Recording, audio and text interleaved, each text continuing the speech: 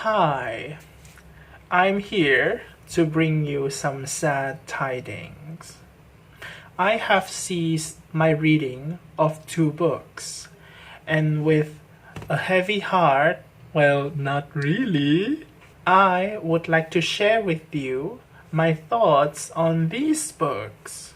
So the first book that I DNF'd recently is this one, which is really unfortunate because this is Novel Without a Name. It's a translated fiction by Duong Tu Huong, originally written in Vietnamese, and it was translated into the English by Nina McPherson and also Phan Duong. And like I said earlier, it was kind of unfortunate because I really wanted to like this novel. The same thing goes with the other book that I DNF, which I'm going to talk about later. So for both of these books, I really wanted to like them, but unfortunately, some things just didn't work out, and we just had to part ways. You just have to like break up or something. So the first one that I DNF, this is a war fiction, and this story takes place sometime in the Vietnam War, in Vietnam. So we have this soldier named Quan. So he has been assigned by his commanding officer, who happens to be his childhood friend, actually from his same village.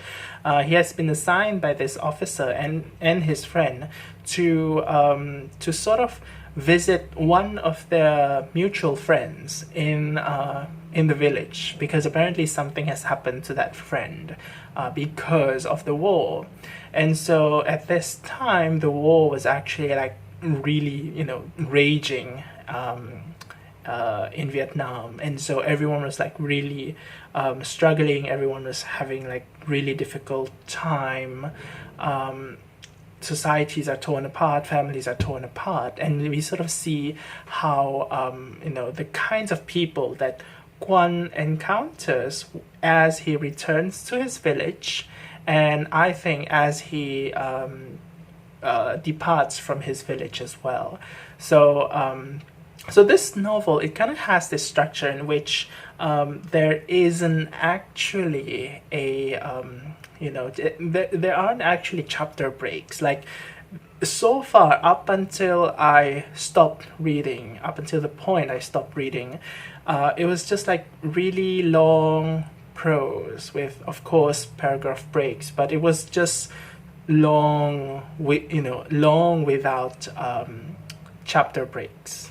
And it does have a certain kind of effect on me, which I think that is quite, I wouldn't say it was quite pleasant. It definitely brings out that kind of unpleasant feeling, which I think kind of works for this, the content of this book, because in this novel, basically what it really wants to show us is how war affects the society, the Vietnamese society at the time. So as Quan returns to his village on his journey, he meets different kinds of people who has been affected by the war in different ways.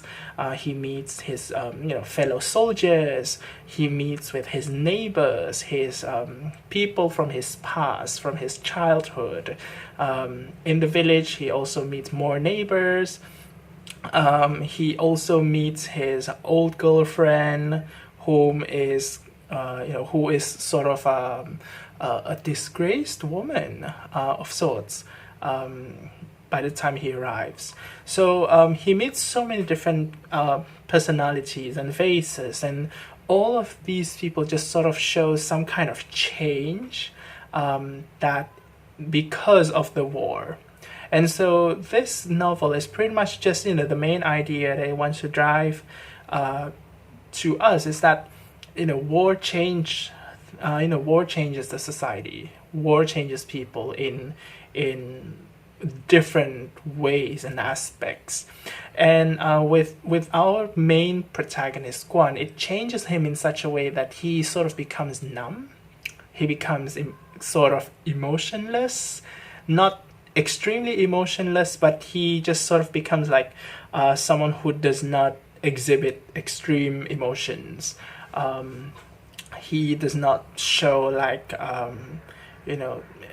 that he's elated or something. He's happy. He's probably smiling, and I think that's one of the things that this novel does well, and that is that he, the novel is able to kind of show you that Guan, this young soldier, he is numbed by the war, and you could sort of imagine him as someone who still functions physically and mentally. He responds to people, so he is able to function socially as well. But at the same time, you sort of get this vibe that Quan is also someone who is aloof. He sort of just preferred to be by himself in his own in his own world. He's not reclusive, but he is definitely someone you could imagine as a quiet person who is not really interested in talking to everyone once he reaches the village, talking to all the people that he is familiar with. So that's definitely what you can feel from this novel. But at the same time, one thing that kind of decreased my enjoyment of this novel is that the prose, it feels meandering, which, by itself is okay. I have nothing against meandering prose. In fact, I think that it kind of, it is, it highlights the kinds of mood that this book probably wants to brings out, and that is, how that melancholy mood that people sort of experience when war is happening. And there's this whole thing with Guan's inability to form attachment to places and people. So yeah, I think that part is certainly quite, has a particular effect. And also the fact that, there are no chapter breaks, it also brings out that effect. But at the same time, I feel that this novel is somewhat lacking in terms of depth.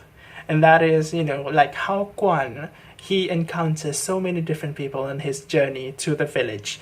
But he, not he, but this novel, this novel does not really like show us further who these people are. I mean, it kind of shows us who they are, what they are, but doesn't really show us, their background in a deep, on a deeper level, which I think is sort of a missed opportunity, because I feel that we don't really get to know these characters well. But as I say that, it also means that we don't get to form attachment to these characters. And I feel that, even though I DNF this book, I feel that there is some kind of brilliance in there. We as readers, we don't feel like we are forming attachments to these characters. But Guan, he himself also probably feels that way. Like as he encounters these people, he talks with them, he interacts with them, but he does not form emotional bond with them. Same as us not forming any emotional bond. But I think there's a difference, as in, yes, I think it's probably brilliant that we are sort of being able to be on the shoes of Guan, not forming any emotional bond with these characters. But at the same time, I feel like I'm not forming any emotional bond with this book. And I feel that there is a difference, of on one hand, eliciting certain kinds of emotions that you want readers to feel as well. When a particular character is feeling something, you want the readers to feel something similar or the same. Versus, on the other hand, that the readers literally just just lose any interest to the entire work as a whole. And I feel that the latter certainly happened with me with this book, which is a shame because I've, even though I stopped reading it, I feel that there is some kind of a promise with this book. So it was a difficult situation. But yeah, I think part of the reason why I stopped reading was also because at this time, I feel like I'm looking for something that is a bit more comforting, things that make me feel good. And I guess that it would probably be somewhat inappropriate for me to read this and with my mood feeling this way, and having to finish it and probably disliking it because I read it at the wrong time. I think it's probably unfair to this book as well. So yeah, as I'm saying this, even though I said it was a DNF, and usually DNF means that I will not revisit the book, you know what, I think I probably would revisit this book some other time. But yeah, sometime in the future, but definitely not right now. So yeah, that's it for Novel Without a Name, and I'm going to move on to the second book. So the second book is a recent DNF. By recent, I mean today, and this is Evening is the Whole Day by Preeta Samarasan. Again, like Novel Without a Name, I really, really wanted to love this book. And this book definitely has a particular promise, but I feel that with that promise, and I think that this book certainly was going to deliver that promise, something else in this book just pretty much blocked me from enjoying that, that promise. So what happens in this book is that, so Evening is the Whole Day is sort of a historical fiction / domestic fiction of a particular Malaysian Indian family who lives in Perak, Malaysia. So this family, I think it's only, they are the second or third generation immigrant. So the grandfather actually arrives from India.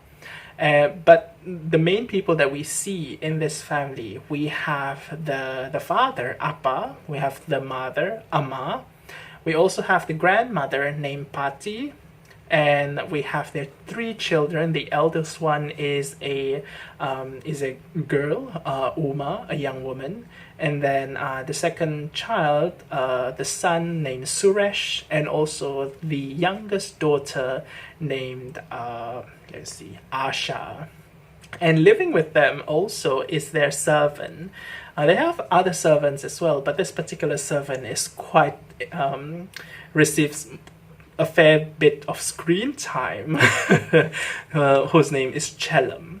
So this novel actually starts out with a scene of Chalum packing her bags and getting ready to depart the household of this family. This family's last name is Rajasekaran. So she's getting ready to leave the house because apparently she has done something horrible in this house, and everyone was sort of not happy with her because of this thing that she did, but we don't know what she did, so we had to continue reading to just sort of find out what she did that was so horrible that they have to send her packing. We also learn that the grandmother Pati has recently passed away, and apparently there is some kind of mystery surrounding Pati's death. We don't know how she dies, and apparently there is something important about her death to the family as well. So from the beginning, we already has a few things that that are kind of intriguing, kind of interesting, kind of makes you want to find out more about this family, like why is everything feels kind of hush hush in the beginning. So it's really interesting. And also one other thing that happens in the beginning is that we find out that the eldest daughter, Uma, has sort of turned into this mopey teenager who is not talking to everyone. And I guess that is kind of interesting to some, but those who would find it interesting would probably question like why this daughter suddenly becomes like this really, really gloomy and mopey and depressed teenager.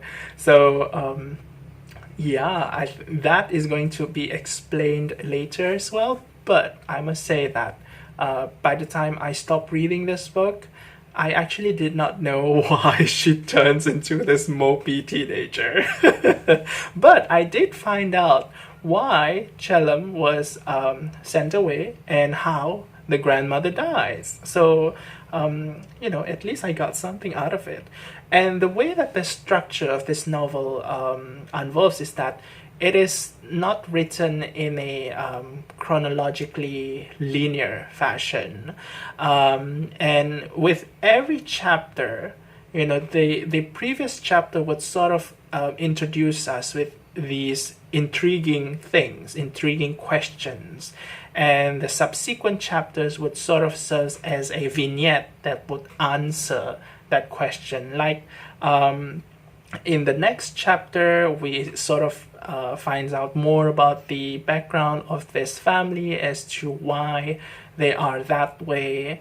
And by that way, I mean that this family is really dysfunctional.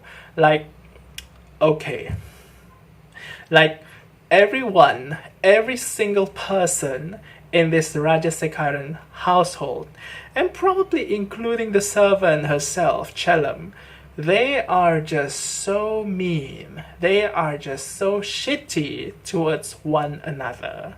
Like seriously, this is one heck of a dysfunctional family.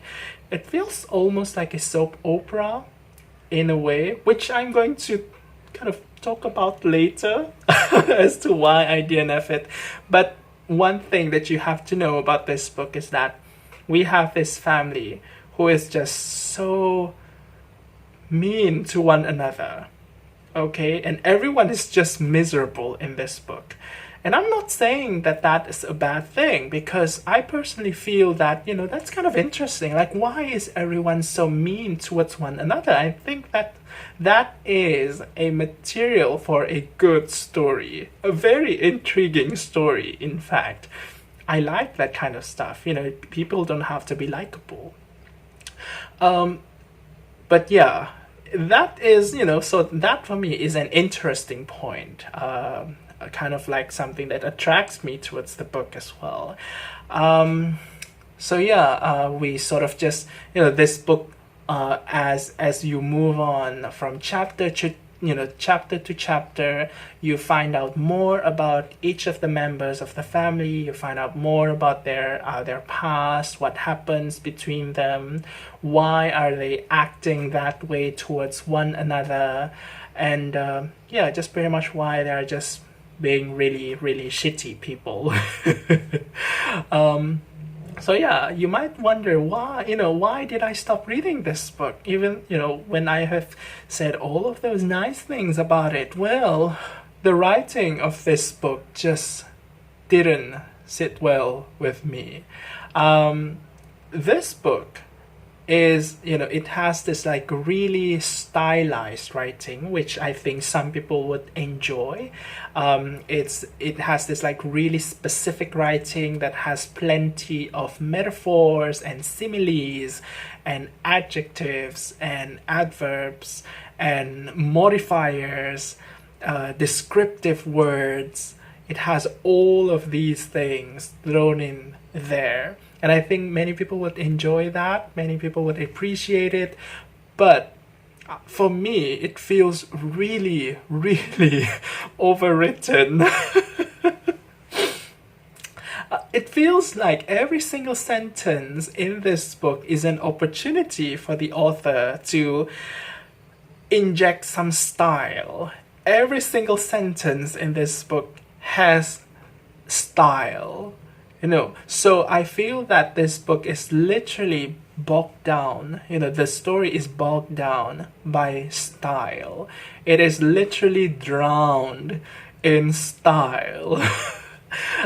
If you extract some paragraphs or some sentences, you would probably think that those sentences are beautifully written. Those paragraphs are well crafted, and that is certainly the case, I would say.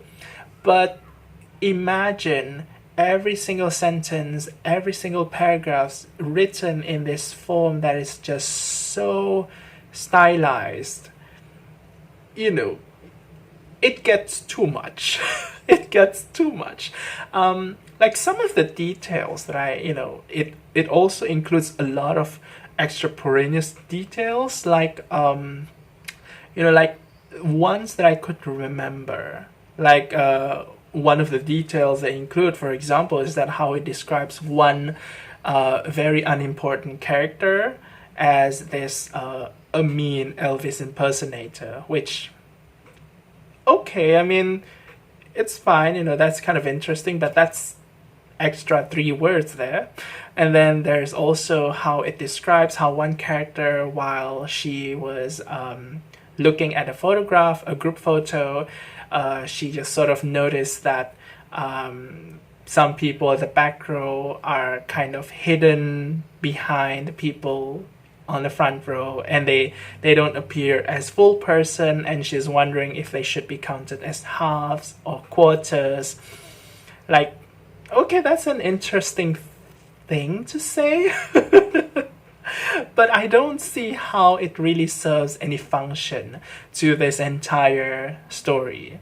And I think that is what this novel is suffering from. It has plenty of details being injected into each paragraph and each sentence, but plenty of those details don't really serve much purpose other than making the sentences feel more vivid, perhaps, or feel more specific. But at the end of the day, it does not serve anything to advance the story, to advance the plot, or to make us know the characters much better. And it's just too much. It feels really bloated, like we're reading these extra words that don't really serve much. They don't really provide much function to the entire story as a whole. So it kind of reminds me of one time while I was taking this writing class when I was 17. It was not a high-level writing class. It was just a normal writing class, intro writing class of sorts, like kind of basic stuff. And one of the things that the teacher told us is that if you want to write something good, you should be specific in your writing. Try not to be very vague. Include more adjectives. Include, if possible, like stuff like brand names, for example. And that way your writing can probably feel a bit more lively, right? And as a 17-year-old, I absolutely gobbled that up. I believed that, and to a certain extent, I feel that is true. Specificity in writing definitely, could contribute to the writing becoming a bit more alive, in a way. But I feel that this book represents how, or what happens if you really believe in, specificity in your writing and really take it up to 11, and and you end up with a lot of details that sort of just does not serve any function. Yeah, like you have a lot of Chekhov's gun that is not really used at the end of the day. Like all the guns are just sort of hanging there on the wall, and you're sort of left wondering, why did the author introduce those details, those guns, and not really using them at all. So it made me feel unsatisfied.